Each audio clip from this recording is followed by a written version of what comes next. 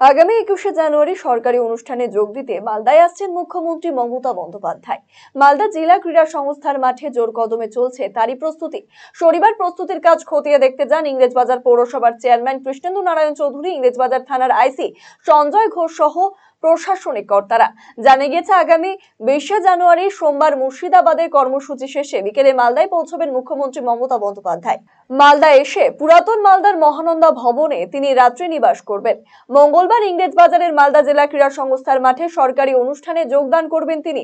সেখানে অনুষ্ঠান মঞ্চ থেকে বেশ কিছু প্রকল্পের শিলান্যাস এবং উদ্বোধন করবেন। এছাড়া বেশ কিছু গ্রাহকদের হাতে সরকারি বিভিন্ন সুযোগ সুবিধা তুলে দেবেন তিনি।